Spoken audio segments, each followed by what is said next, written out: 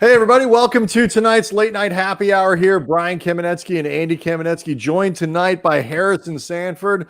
You know him from inside the green room, and you should know him even more. Call to the Booth, brand new show with Aqib Talib, who we in LA refer to now as a former Ram. They might disagree in Denver, but great player, great talker. Congratulations. That's an awesome new show. Oh yeah, it's a lot of fun. Thanks. First of all, thanks for having me. And thanks for everybody tuning in. No, the show with Aqib is a lot of fun. He's raw. He does not hold anything back. And unlike the show that I do now with Danny, he's not playing anymore. So I don't have people in my DMs telling me that he needs to catch an interception or he missed a tackle or anything like that. So I could appreciate that. And we're actually dropping an episode tomorrow with Emmanuel Sanders, who talked about the whole Drew Brees controversy. And he talked about obviously just being in the NFL in his 11th year now and trying to get another Super Bowl ring and losing last year with the 49ers. So a lot of fun, obviously. And, you know, if the NBA season does come to an end by Friday, a man still has to work. Yes, absolutely. By the way, it's funny you mentioned how you end up the guy that everybody screams at if Danny happens to have a bad game because, you know, I guess since you're his podcast co-host, you're now his keeper and you're responsible for everything that he does. And you'll hear in the DMs. Aqib Talib, I imagine, is somebody that nobody talks any shit to in their DMs. Like, he's not the guy that you want to go at like that. No, that does not happen in any DMs or any type of comments. Now, some people might say, you hurt my fantasy team with this suggestion, but Aqib makes up for it. Like last week, almost every player that he picked for like our DFS team, every player had at least one touchdown. It's a cheat code. He was great with the Rams. He was really cool. He was really funny, and you know, he is as candid an active player as you ever would have been around. So I imagine, like you were saying before, Harrison, the setup you have now with him retired and truly able to say whatever he wants. That's a good show. Oh, it's a lot of fun. I'm very fortunate that he trusts me to kind of help him build that brand and platform. And as a journalist, all you want is guys to be authentic, and it really doesn't come more authentic than him. Well, if you need him to kind of boost his name value, get his name out there so people can, you know, might learn who Aqib Talib is, he can always come on the late night happy hour with us. We're happy to help him get the word out. Call to the booth with Harrison and Aqib Talib. You find that on its podcast. You find it on multimedia, Twitter here at Call to the Booth. Check it out for sure.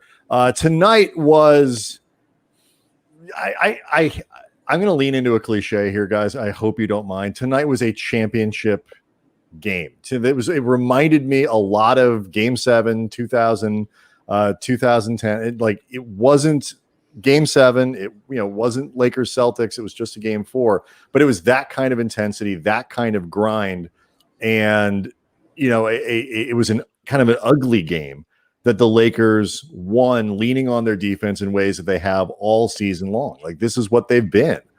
I thought it was really impressive, Harrison. Yeah, you have to be impressed by what Coach Vogel has done all year. And in this game, it just showed itself again, putting AD on Jimmy Butler. And they've talked about this repeatedly throughout the series, how everybody is live in this Miami Heat offensive system. And yet still they were able to kind of corral them. And obviously the offense still has ways to go, but defensively they're locked in. And Jimmy Butler coming off of that performance, and I know Lakers Twitter made sure to key in on that time when he screamed at LeBron and how that's kind of been the peril of a lot of teams. I'm sure the Lakers team was ready for them today and using all types of motivation in order to get this win. As LeBron alluded to, he thought this was one of the biggest games of his career. He said that in the press conference tonight, which kind of caught me off guard. But I was very surprised. Yeah, no, but they showed it tonight as a team defensively to hang in there when the offense did not look pretty. And LeBron with the turnovers, and for them to still be locked in defensively, for AD to put in the performance that he had. I think all the guys defensively really contributed it. I know Danny he didn't shoot too well, but he had a couple steals. I think overall, and KCP was moving his feet. I think overall, obviously, the defense was great. And I know maybe we'll talk about this before I leave, but I think the defensive play is actually why AD might win Finals MVP over LeBron. But we could talk. I'm sure you guys want to talk about that later. Yeah, I mean, the versatility that we see from AD, and particularly, I mean, I thought he played well defensively in the first half, but the second half, I thought he really turned it on. He really just turned on his game in general in the second half, as did LeBron. But the things that Anthony Davis can do defensively and the different ways he can affect a game, there are a few people like it. Because, I mean, even somebody like Draymond, who's obviously a really, really versatile, smart, stalwart defender, there are things he can't do that Anthony Davis can do simply because he's like 7 inches shorter. Right, exactly. There are things that even like LeBron, who's one of the most freakish athletes in professional sports history and an amazing defender in his own right, that he can't do. Like maybe a guy like Bam in a few years could really reach the point where you start seeing him do the type of things that AD does. But for the time being, he's pretty singular in the league along those lines. I agree. And we've seen it all playoffs. We've seen his comfort level in switching on the pick and roll with Jamal Murray. We've seen his ability to help in the trapping defense for James Harden. We saw it back in the Blazers series where him, and this is really where, nobody's really talking about JaVale McGee, where he obviously talked about Dwight Howard more in the Rockets series. But the way they hedged those pick and rolls, the way they blitzed those pick and rolls for the Blazers guards were great. But AD, not only has he been great, but he's been great in multiple defensive schemes. Mm-hmm. Switching, hedging, staying by the basket, just going vertical. He has every tool in the toolbox defensively. And yes, he's tall, but he's agile. He's able to move his feet, and with that length and also the IQ as well, in order doing the right things. And you have to obviously credit the coaching staff for putting him in the right position. And obviously, I'm sure LeBron and Rondo have been great in his ears defensively. But what he's done and really set the tone and identity for this team with his defensive work is amazing, what he's been able to do. And I should mention, I guess, the final score, 102-96. I mean, you look at it, and again, it was a grind. The Lakers, until it was the third quarter, end of the third quarter, before anybody other than LeBron had a free throw. Like the half court offense was muddy, to say the least. And Eric Spoelstra and the Heat, I thought, did a tremendous job because they didn't shoot the ball well. I mean, they were in the low to mid 30s for a lot of this game. And yet the Lakers still had very few opportunities to run out and push pace despite plenty of missed shots. Like they took that whole game away from the Lakers. It was, did you guys feel like this was like they were going to lose at any point? Like I didn't, but it was awfully close. Like I couldn't figure out what to make of this game, despite the fact the Lakers had the two best players and seemed to be able to get what they needed, and particularly the stops they needed when Miami got it close. But it was tense.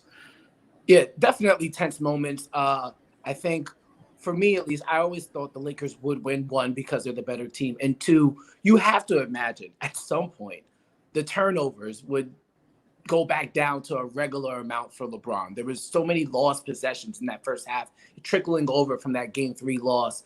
If they can just get good possessions that don't end in turnovers. Now, granted, some possessions, even though they didn't finish as turnovers, still felt like them because of the shot that was taken at the last second of the shot clock.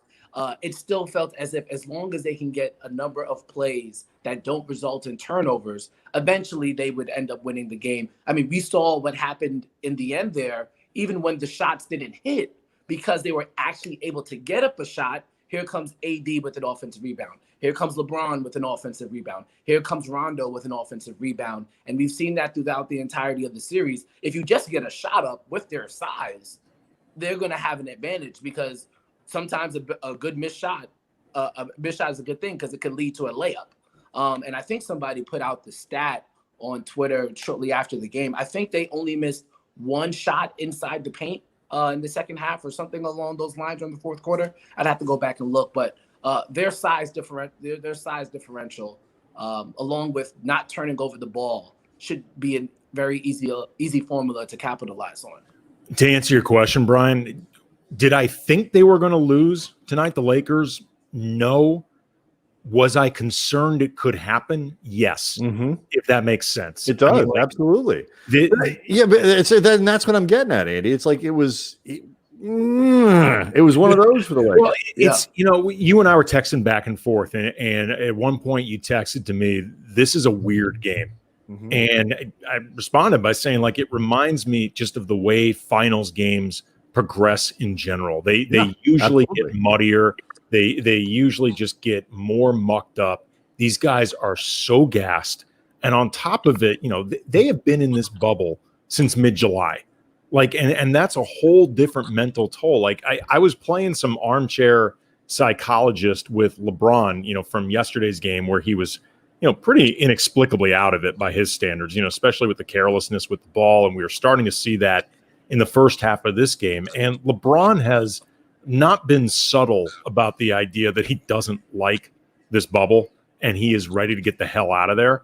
And I started wondering, like, does LeBron see the light at the end of the tunnel? And that's actually a bad thing.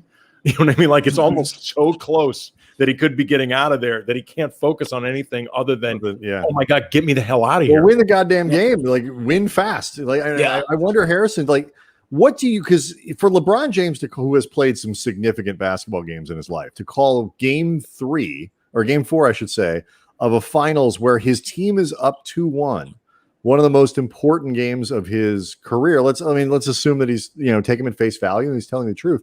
What do you think is behind that? Oh, I think there's a multitude of factors. I think, if they lose this series, he goes to 3-7 in the finals. That matters. I assume he's at the point where he really doesn't want it to get worse. I think because of what has happened for this franchise, and particularly the passing of Kobe Bryant, I think that matters to him as well. I think just overall the historical impact and significance of this season playing in the bubble, I think that matters to him as well. And then you throw on the fact that he's going against a former team, and he admitted back in 2016 when they won the finals that what Pat Riley said to him when he left the Heat, in reference to saying that he'll never win again, for him to actually have this potential historic finals win against an owner or general manager, team president that said you'll never win again against him in the bubble. All those things, like, you're LeBron James, you played for 17 years. You need every string of motivation that can come your way. And that's a platter for him. Well, that's something Brian and I also talked about before, Harrison, when the series was about to start. You're talking about with LeBron and Pat Riley, two guys with really long memories. Like, these are two guys that do not let go of a damn thing. And, I know LeBron has said that this doesn't mean anything extra to him. And, I don't believe him. I don't believe him at all. Not liar. I mean, maybe Riley is more vengeful because, if you put a gun to my head and said which of the two is more of a psychopath, I'd pick Riley, like, along those lines. But they are both psychotically just competitive people. And, they are considered like the greatest at what they've done, respectively. Like, Pat Riley is considered among the greatest coaches, GMs, and shapers of teams and cultures in NBA history. LeBron James is considered among the greatest basketball players in NBA history, and their paths have crossed in great ways, and then they parted in ways that had some acrimony. They're both going to remember this. It's not going to go away. No, it can't. It's impossible. It's impossible because they had so much success, and to see, I'm sure Pat Riley thinking of LeBron where he is now and being back in the finals. I'm sure Pat Riley said to himself, well, I could have did this with you. Might have been able to do this faster. So yeah, of course, it has to be both of their minds. Showtime is back saying Harrison holding it down for folks with hair. And shout out to the Cam brothers. We appreciate that. No, I mean, look, this is a nice, nicely shaped dome here. It's all right. There you go.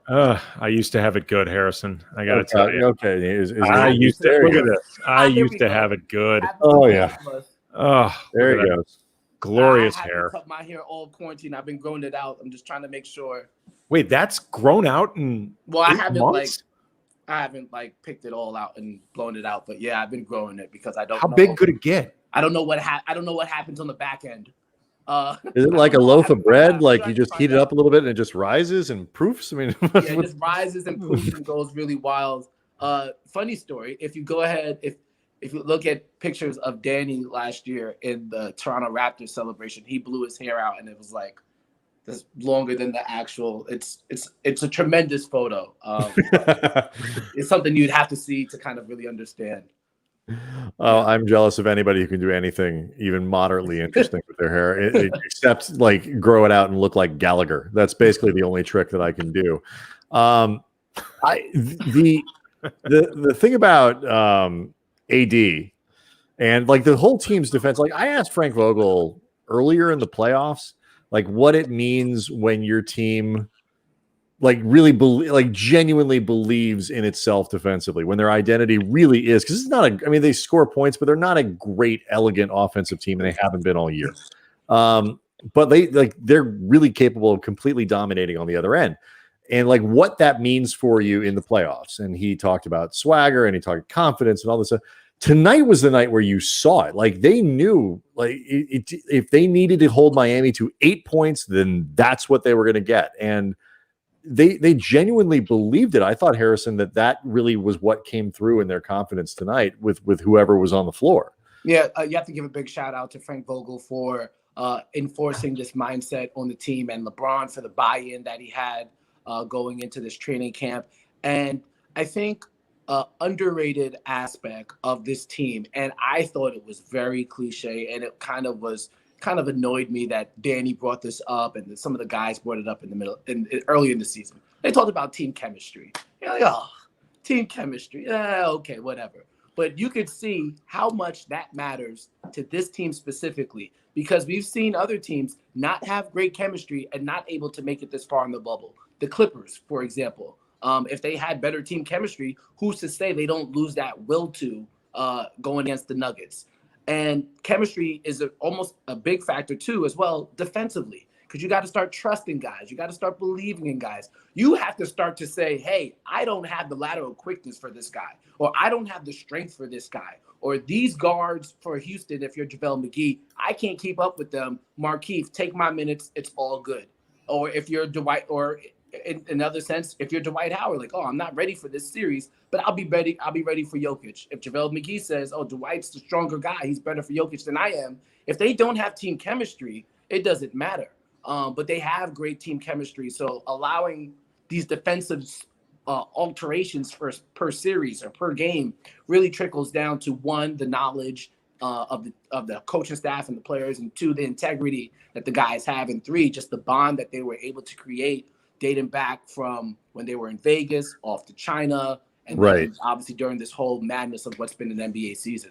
That's a great point, though, you make, though, about not so much, not just like the chemistry, the getting along there, but the candor that it requires to play defense. Like, I need you to pick me up here. I'll cover for you back here. Let's switch this, whatever it is.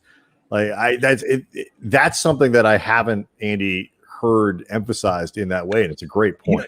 I've heard it talked about before, not necessarily along the lines of chemistry, but just I think, Harrison, what you're getting at, like there's a certain humility that's required in terms of really being able to play defense effectively, because you have to be honest with yourself about your strengths and weaknesses. Like I remember years ago when we used to cover Luke Walton as a player, and he was talking about after a practice how like there's a lot of pride in that team defensively, and like the ability to handle assignments by themselves, and, not wanting to call for help. And somebody asked him, like if he's the same way with all that. He's like, oh no, I'm always telling Bynum I need help. Like, look behind me. Like, I'm the guy telling Bynum I'm going to be funneling this guy to you, or I'm going to be using your back line. And, it's not that Luke wasn't competitive, but Luke also just recognized, like, I'm not Kobe. I'm not Ron Artest. I'm not Lamar Odom. I can't do this myself. And, I'm not going to screw up this entire defense trying to show that I'm a man or whatever. Like, I'm going to call Bynum for help, like, because I need it. Yeah, it's very important for the defensive success of a team, because as we've seen, there's so many different play styles now in the NBA. There's big men shooting threes. There's still big men posting up. There's teams that don't play big men. There's teams that have big men that are elite passers, like Jokic, or like a very, very good passer, like a Bam Adebayo. You have guys running off and taking what would seem like unwise threes. But in this day and age, it makes all the sense in the world. The actions that they run for Duncan Robinson and the angles that he's able to shoot off of, and he's encouraged to shoot off of, that requires humility on the defensive end. That requires communication, and that requires you being able to say, hey, you suck right now, or you can't move right now, or you didn't challenge that shot, and this guy's going to take your minutes, and you got to live with that. It's a very difficult thing to juggle if you do not have chemistry. It was game 2 or a game, I forget what it was, where LeBron with Jimmy Butler. I'm sorry, I'm going back to the last round. It was LeBron on Jamal Murray. That's what I'm thinking of. Mm-hmm. I wonder, are there teams where, LeBron said, AD is probably not going to take 7 minutes of Jamal Murray down the stretch. Again, that's a tough one, but LeBron could pick up Jimmy Butler. That's a natural matchup for him. But tonight it was really AD that, they started to put a lot of length on Butler after he got off to that great start. And I think it was 3 of 12 or something after 5 for 5. And I wonder if there are situations where this 2 stars, the 2 alphas or whatever it is, compete for that, the aesthetics or whatever the right word is of being the guy who guards the other guy in the moment that everybody sees. That doesn't happen here. Yeah, I'm sure that's happened. I mean, obviously, I think we all think about that moment from The Last Dance, or even just in the history of Jordan and Pippen, when they argued over who was going to guard Tony Kukoc, just as a sign of symbolism of what it was going to be like if he came to the Bulls. But no, it's important. And AD talked about it, how he told LeBron, hey, you have this responsibility here, being a playmaker and things of that nature. I want Jimmy, let me do this for you, as opposed to I can do this better than you. It's let me do this for you. Let me do this for us. Let me do this for the sake of getting another title for this franchise and for us as a group. Speaking of that, in terms of let me do this for somebody else, we hear, throughout the entire playoff Rondo, to the point where it's becoming cliche. And we know Rondo famously hates it and frankly kind of resents it. Yeah. But tonight, to me, was the epitome of what you would call playoff Rondo, if that's your thing. After he and LeBron collided for that rebound after a Miami miss, and LeBron looked like he had maybe re-aggravated his groin again. He was holding the junk area. And it looked like he was uncomfortable. There was a timeout, and you're concerned, what's this going to be long term, but also just in this game. The next 2 possessions, the Lakers score on a Rondo layup, then a Rondo AD pick and roll that leads to AD hitting a 3.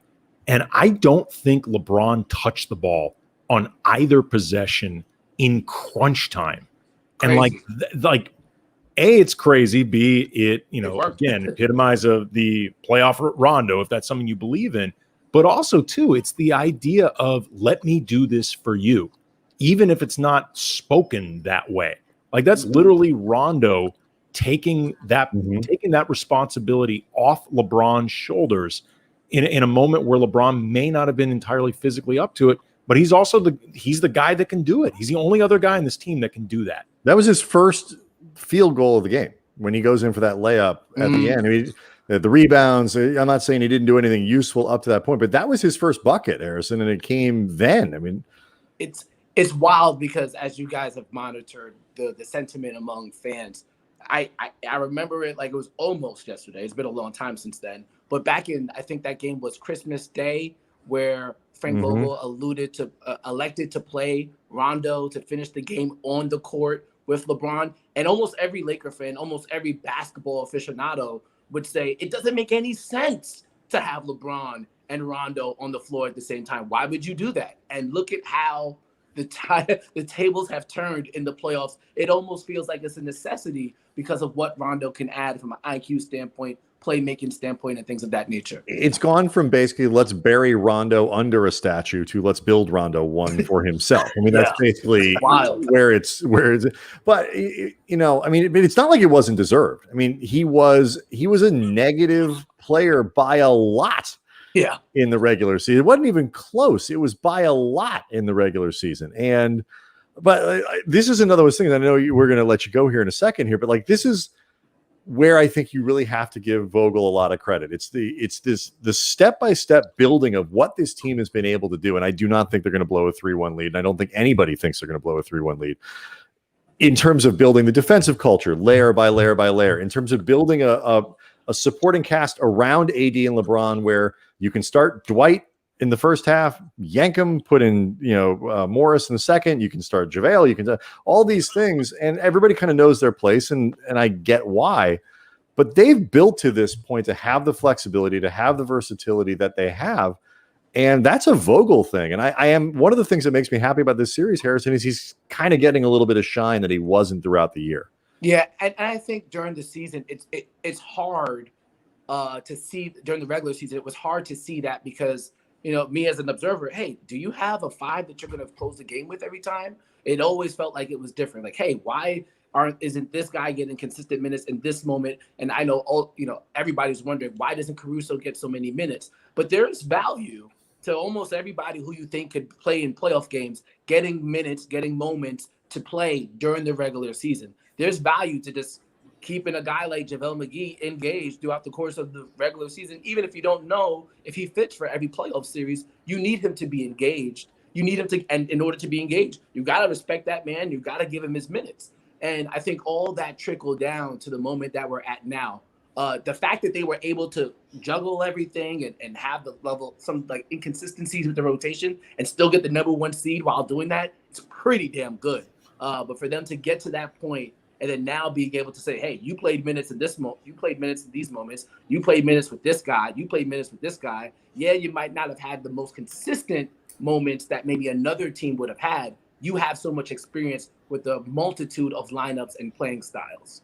I just remembered it. Earlier in the season, I wrote a piece for The Athletic about how Troy Daniels, when he was obviously still on the team, Quinn Cook and Jared Dudley, there was a stretch of games where guys were hurt, and the three of them who, really had barely played to that point, all really stepped up, pretty cold, to that point. And that feels like kind of a microcosm of what you're talking about in terms of these guys, the ability to stay ready, the ability to stay professional and to really understand, the value in your role of just being ready.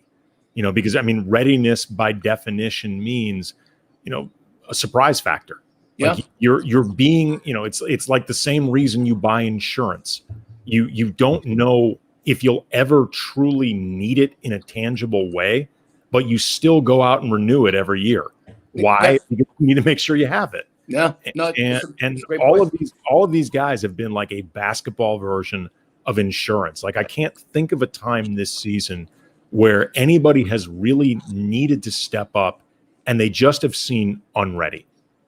Yeah, no, it's important. And, it's funny because as it was happening throughout the course of the season, I reflected back to covering the Raptors last year. And I remember Raptors fans being so upset that Serge Ibaka was sharing minutes with Marc Gasol. We were like, it doesn't make any sense. You got two centers out there. Well, here goes the 76ers series where they were getting killed on the boards until Nick Nurse decided to play Serge Ibaka and Marc Gasol together, which he did sporadically during the regular season, even though to the common fan or even the common basketball fan who has knowledge of the game, you thought it didn't make sense until it makes sense when it really counts. Yeah, it's these guys know what they're doing. Like the really elite guys, Spo is certainly in that crew, and it's been fun to watch him coach.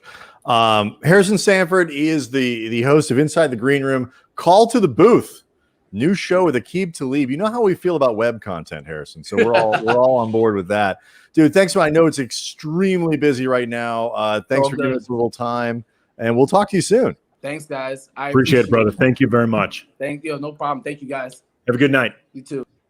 All right. So that was Harrison Sanford. Go check out his new show. In addition to Inside the Green Room, the one that you probably already check out. We still have a bunch of stuff that we want to talk about, including KCP, including kind of LeBron, the MVP. A lot of people asking in the chat, Andy, about who's going to win MVP and who you think you would give it to. But I'm still really impressed with just the way that this whole thing has come together. And the other side of this question about them preparing, I think, for this setup where you got to move people in and out, I think it's based in part of okay, all of this other stuff's not going to matter in the playoffs because the playoffs are going to be about LeBron and AD, and everybody else is going to fall in line because who's going to complain at that point?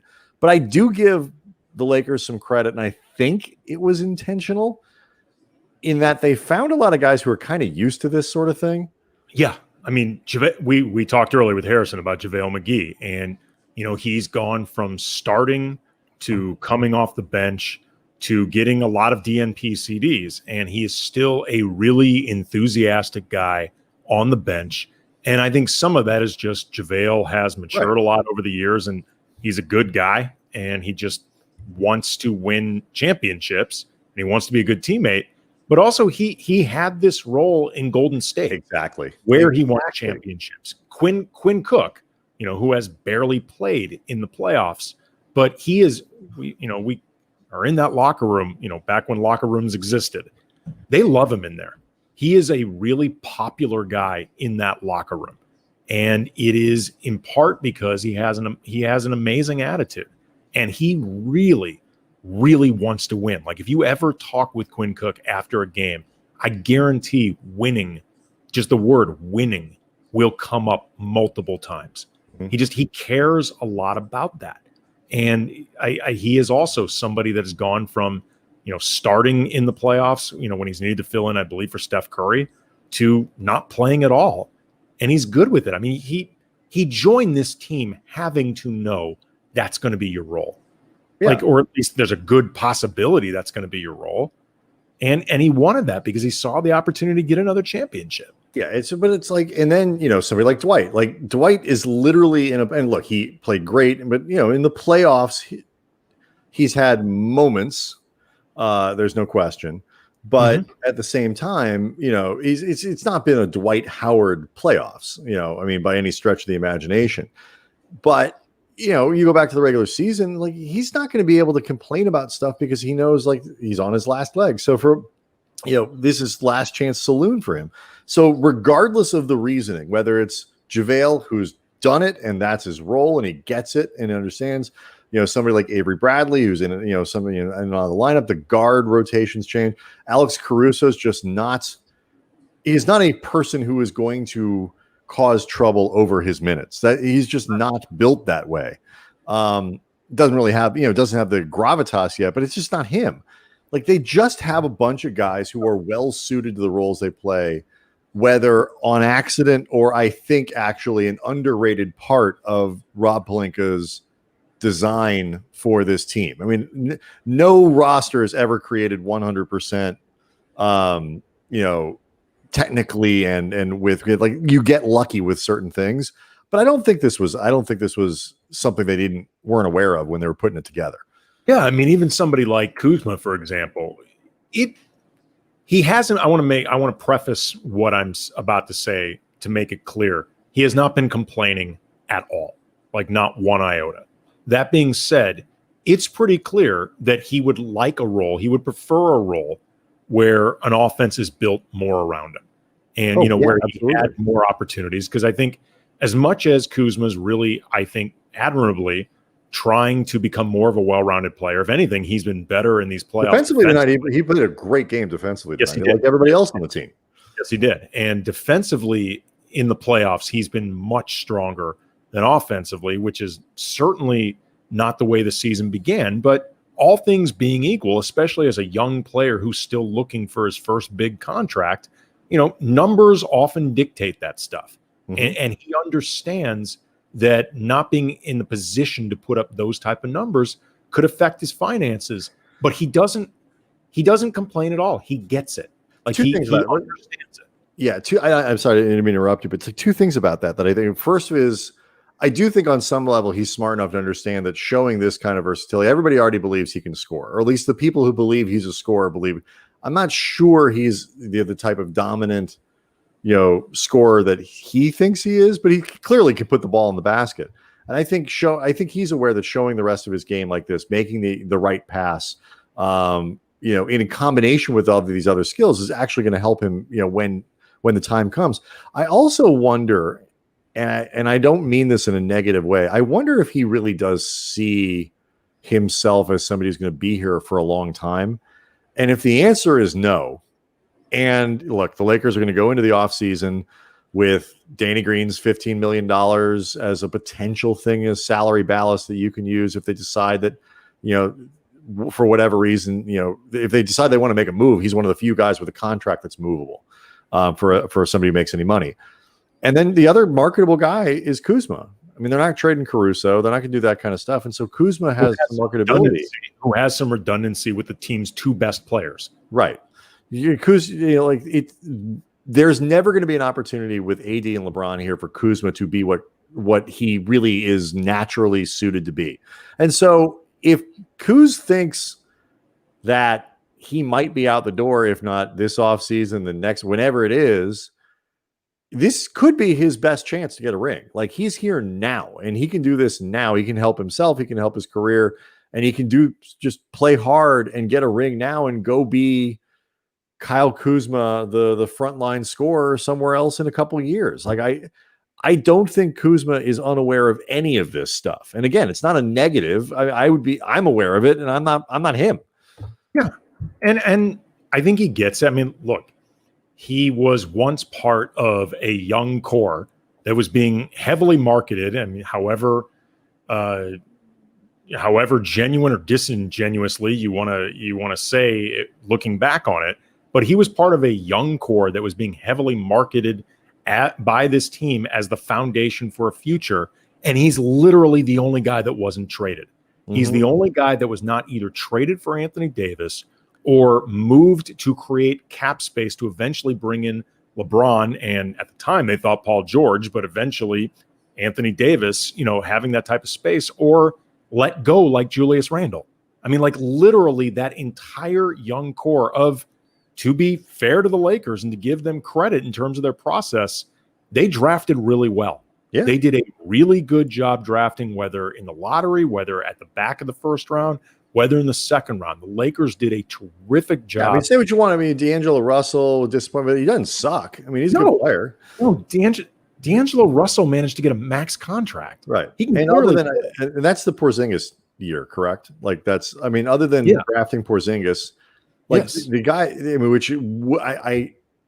I mean, better player, obviously. But I mean, had they drafted Kristaps Porzingis, people would have burned the facility down. Like, it would have been, it is revisionism of the highest order when people are like, oh my God, we were ever, no, if they took Porzingis in that, at that time in that space, people would have freaked the fuck out. And look, there's nobody, I'm looking at the draft right now, other than Porzingis, who, got a little bit of talk in that spot, but it was really a conversation between Russell and Okafor. And clearly Russell was the pick over Okafor. It's not even close. You got to go down to 13 with Devin Booker to find a player that is definitively better than D'Angelo Russell. And Devin Booker almost slipped out of the lottery. So I'm not holding that against the Lakers. No. Brandon Ingram obviously was a very good player.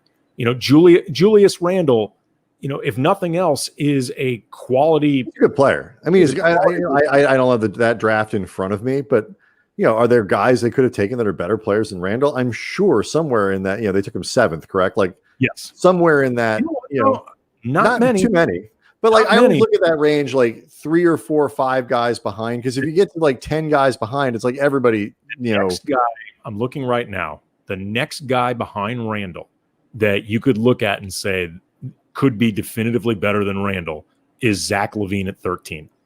And then after that, you got TJ Warren at 14. I mean, TJ Warren had a breakout in the bubble, and he's a solid player.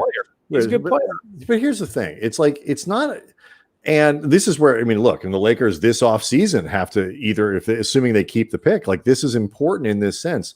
Like, it's not just necessarily, like, it's great if you can hit a home run, but most 7th picks, 9th picks, 10th picks, where the Lakers have been picking 29th, I believe, like, those guys don't turn out to be great. Like, all-stars, that's where they tend to come from if you happen to get one. But if you get a guy at 7 who's a good player who plays for 13 years in the league, which Julius Randle's going to do, that's a good draft. If you go to the history of 7th overall picks, and you go through like the last 15, 20 years, I don't have the list in front of me. I'm very confident Julius Randle's in the top half. I'm very confident. Absolutely. I mean, So, I'll anyway, I mean, like to get back to Kuz and all this, like this is, this is where they are, and like I don't know. The window is obviously open. Let's assume they wrap it up on Friday. Knock on wood. There's no reason to keep this thing going, and I think this was in a lot of ways Miami's best shot, like in terms of emptying what they had in terms scheme wise, energy wise.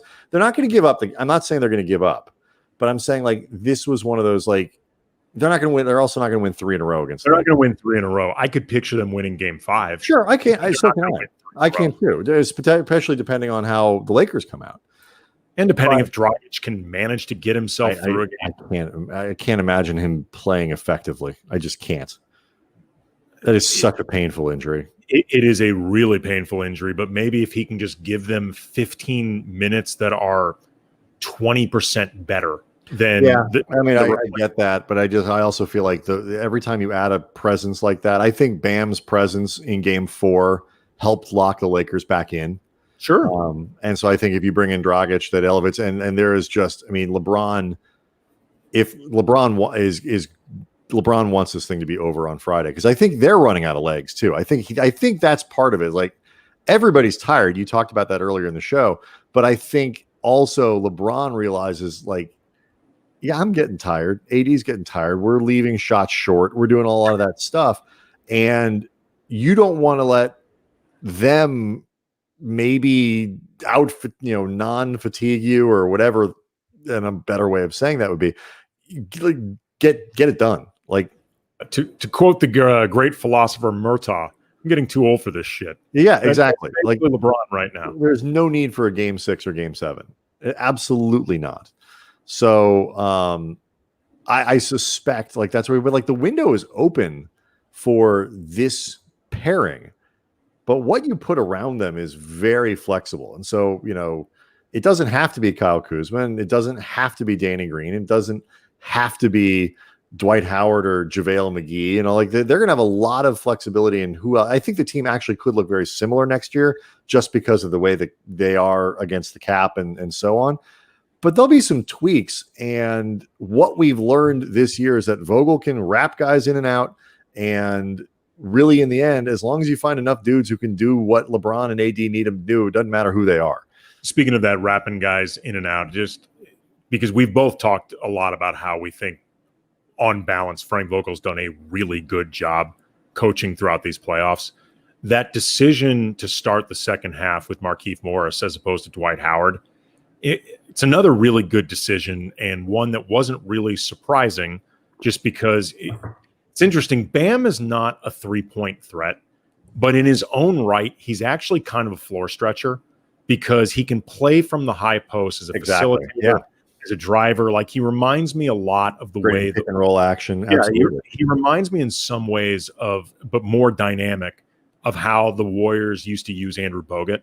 In a way that even though Bogut had no shooting range really at all, you had to pay attention to him at the top of the arc because he was such a good passer. They would run the offense through him at times. And, he can't do some of the things that Bam would do, but you have to account for him in some way, if nothing else, with mobility. And Markieff has more mobility than Dwight. And Dwight wasn't very effective in the first half. Right, I was about to say, it's also, too, it's a matter of, like, what are you clinging to? And I think it's great. His willingness, and by him, I mean Vogel, his willingness to just say, okay, we did it this way, and now we're doing it that way. And not hang on to, this is our lineup. This was a mistake Doc did with Montrezl Harrell in the playoffs. It's like, no, I'm sticking with my guy. I'm sticking with the guy who got me here, who's played well, and like that sort of loyalty to Harrell, who wasn't good in the bubble, and there were extenuating circumstances. And we know his story about his grandma and all these other things that had to be difficult to play through. And he wasn't good. And Dwight Howard was a force for the Lakers all year long. But in some of these matchups, he hasn't been particularly effective, or it's just the wrong guy on the floor at the wrong time. And, he's shown loyalty to his players as human beings and supported them and never, I can't think of a negative thing or a passive aggressive dig. I mean, I can't think of anything for any player on this roster all year long. Never. It just doesn't happen. I'm actually really thinking about this now. So am I. I'm trying. I mean, it came into my head, and I'm running it back and trying to think of it. I mean, I've heard him say before that he thought the team collectively didn't play well, and he would he had a bad game. It wasn't his night, whatever. But it's always followed with but like when KCP, and he's a perfect example to move into him.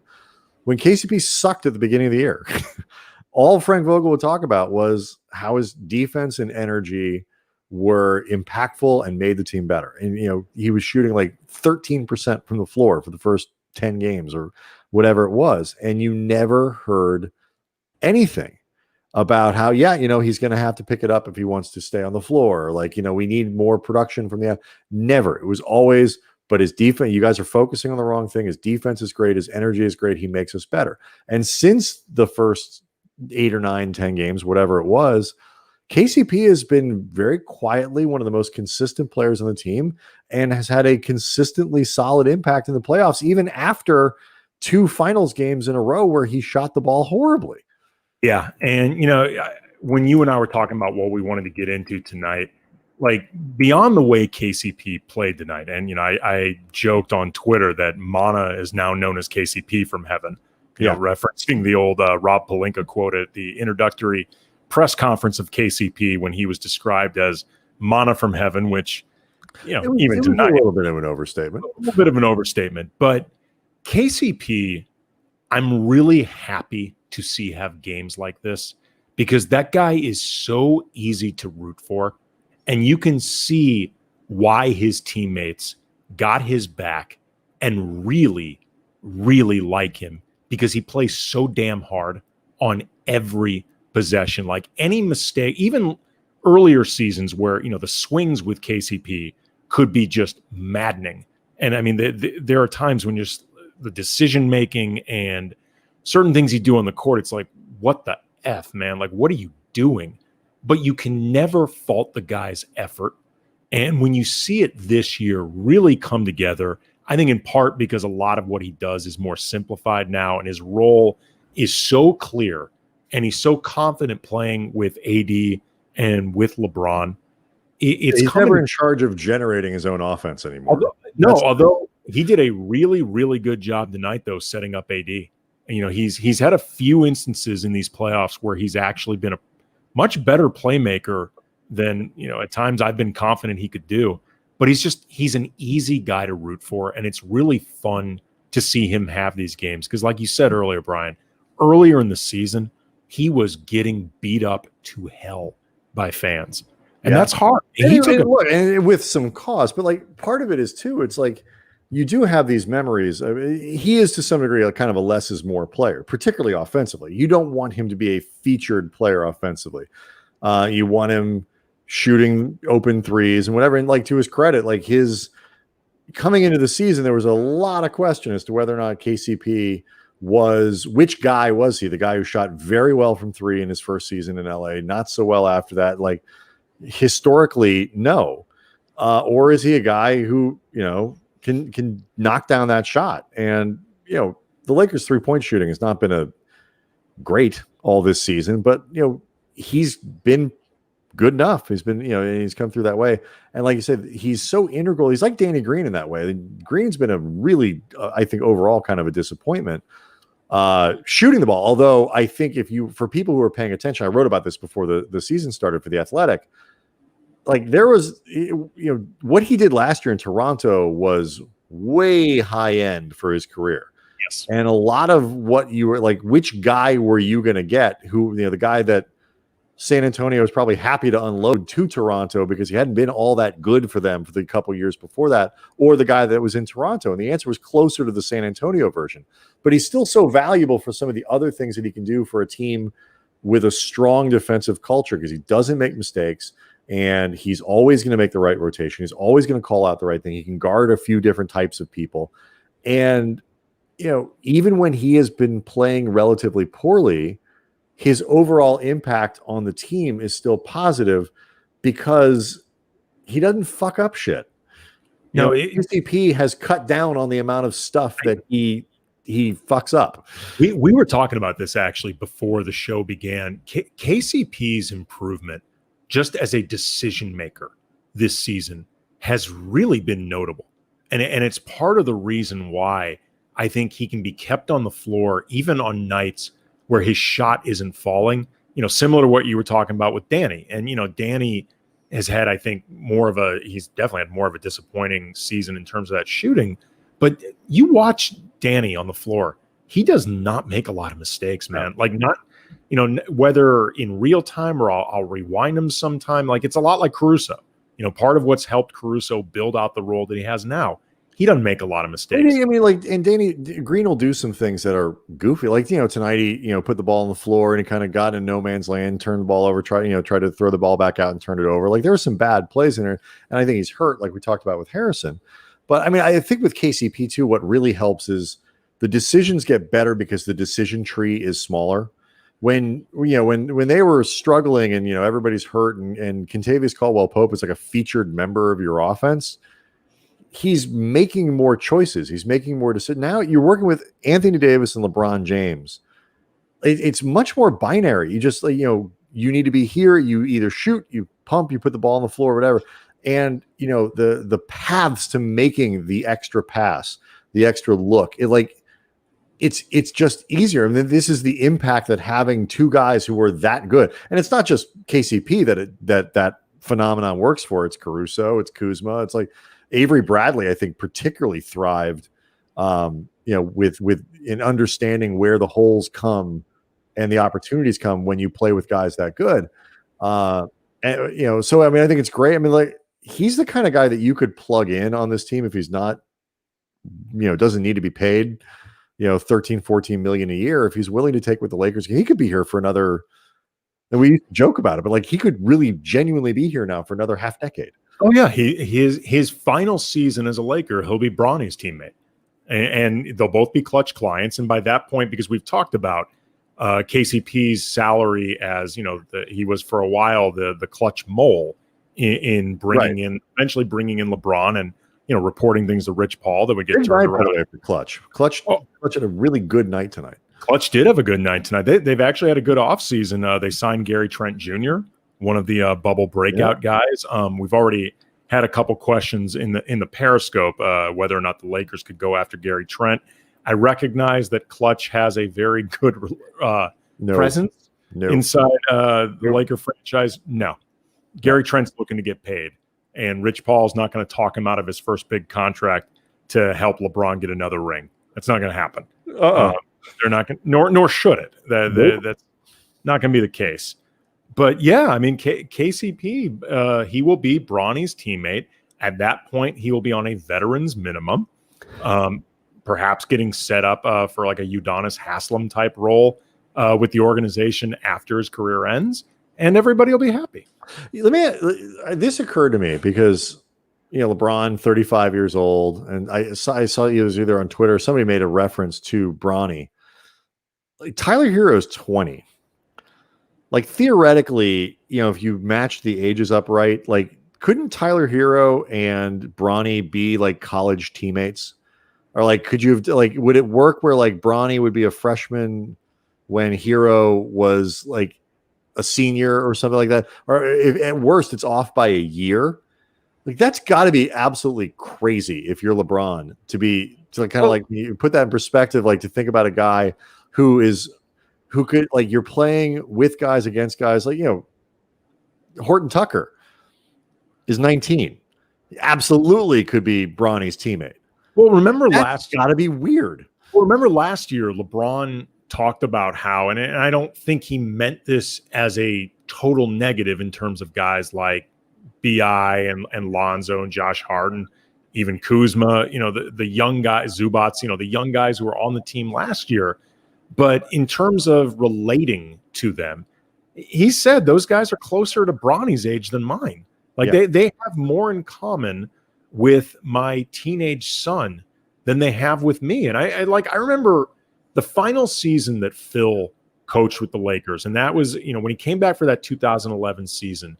He had said in his 2010 exit interview that he was debating retiring, and he was really giving serious thought to it. I know a lot of people thought that was Phil trying to do a leverage ploy, and you and I were both like, no, he's really debating this. He looks like a guy that is ready to go out on a high note. And Kobe and Fish and a bunch of other guys, Jeannie, I'm sure too, Dr. Buss talked him into coming back to go for that three-peat. And over the course of the year, and we ended up learning after the fact that Phil was also dealing with a cancer scare. But over the course of that year, Phil looked disconnected from that team as it went along. And there was a lot that was going on with that team. Sure. But he actually talked about how it was getting harder for him to relate to some of the younger guys on the team. And, that's a natural thing. I mean, like it's something that I haven't necessarily felt covering athletes as, they come into the league and I'm getting older, but I do know that it's something that I have to be open-minded towards in order to make sure that doesn't happen. That's what I think makes guys like Kerr and Pop, it's not that they're geniuses. I mean, they are. It's that they have a flexibility in how they kind of view the world to where they are able to shift style. I'm not saying, I'm sure there are times Pop looks at the guys on his roster, the younger guys going, I don't get you. And obviously, like their performance, it's much easier to look like a genius when you have Robinson, Duncan, Ginobili, and Parker for that many years. And then you get Kawhi, that team has not been nearly as effective over the last year or two, but he's changed how he coaches that team, like what the Spurs are good at. Steve Kerr is a very flexible guy in terms of open-mindedness of ways of thinking and stuff like that. Like that's what allows you to coach for a long time and connect to different generations of players and all that. The really rigid guys, who are sort of I don't think Phil has that. I think he is a little bit too ego driven. I think he's a little bit too much about for all the shaman and the incense and all that. So I don't think he's quite that guy. You could see it how he talked about LeBron, with his posse and all this other, like there's too much of that sort of passive aggressive, like, no, I'm the guy who knows better. And he can't be I don't think he could be a coach anymore. No, I don't think so. I mean, you see the lack of flexibility just in the way that he insisted with the Knicks that they run the triangle. Mm-hmm. And, you and I are both, neither one of us are guys that think that, the triangle was overrated as a system. It's just, well, if you have MJ and Pippen and then Kobe, Shaq, Kobe, Powell, anybody. No, the triangle during that heyday was a really great system. Shit seemed to work pretty good. It did. But the game has changed a lot. And also, too, I think players are now brought up in a specific way, that matches more the way the game is played now. Like in a lot of ways, they're not prepped to play a type of style that really favors the triangle. And it's just, I think with Phil, it just became kind of it was an ego thing. There was just that lack of willingness to kind of transform himself in meaningful ways. And this, the guy is, if not he's still probably the greatest head coach of all time. I mean, like one of them. I mean, he's on he's on the Mount Rushmore. But that doesn't mean he has every skill that other guys have. So I think what we're seeing out of a guy like Spoelstra, what we see out of somebody like Vogel, you can watch guys coach right now in these series, and next year when Steve Kerr comes back with a little bit of a different roster and what it's going to be like.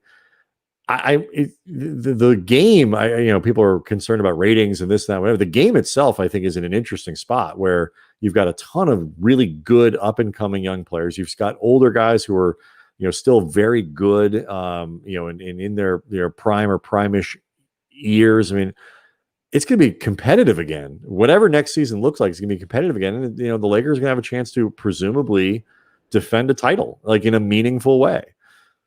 Yeah. Neither one of us thought that this year they needed to win a championship just because the window was going to shut because LeBron was going to fall off the map. Like, it's nothing like that. I'm a big believer in the best opportunity you have to win a championship is the one that's legitimately in front of you right now. Yeah. And you have no idea what the future holds. Well, that being said, the window does look a bit more open than I had anticipated heading into this season. Yeah, especially when you become very clearly the best team left. I mean, I think, at the beginning of the bubble, there was some question as to who the best team was going to be. And as it played out and you started to see which teams dropped off, and just from a talent, and then what the Lakers looked like once the playoffs started, and what AD looked like elevated, and what LeBron looked like. Oh yeah, there's playoff LeBron. It became clear that they were the best team. And so it's particularly, I think, important, Andy, what you're talking about when you really are the best team. And I just don't think LeBron is ever going to give away another series like 2011. That's the only one where you look at it and go, okay, that one he should have won because they had the better team. And this is the better team. The Lakers are the better team in this series. And I just don't see LeBron giving it away. No, I mean, he inexplicably did not play well in those playoffs. It's the only time it's ever happened. I mean, 2007, his Cavs got swept by Tim. Just that finals too. Up to that point, he was really good. Right, but I mean, the only reason that team was in the finals was because of LeBron. Like he was the whole reason. Like the sole that team had no business being in the final. They didn't have any business being in the Eastern Conference Finals, much less the finals, had LeBron not been there. Like, and then those series that he played against Golden State, his team was always the underdog in every single one of them. And then I would say against San Antonio, it's a fairly even match. They split. They were, I think, favored against OKC, and I believe they won in 5 games. So you have that one series against Miami that, it sounds like LeBron hasn't forgotten. He has said, that time that they were up, I think it was 2-1 or 2-0, and they lost a game, still eats at him. Like, I think he learned a lot from that. And part of the reason that he's learned is, as you talked about, he's not going to let it happen again. Yeah. All right. So everybody's going to have to wait until Friday. I mean, now they choose to have an extra day. It's like, really, guys? I mean, come on. We've been going every other day. I realize the players probably don't mind, but, I was ready to have a game 5 be Thursday, but we'll see. Lakers looking to finish off a foursome of gentlemen sweeps, basically, which would be an impressive achievement. You go 16-4 through the bubble.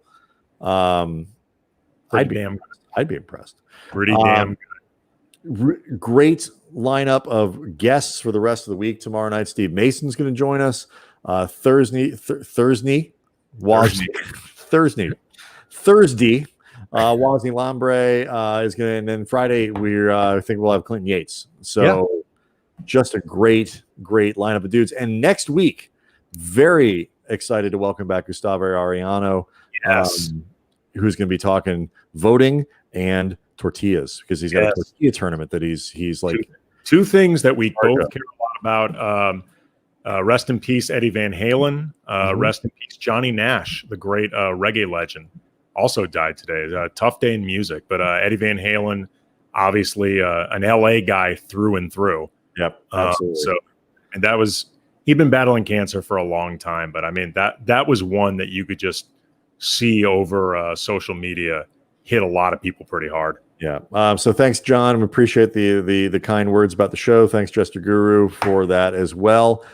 We see you guys for comments. We really appreciate it. We love this platform and the ability to kind of be interactive when we do this show.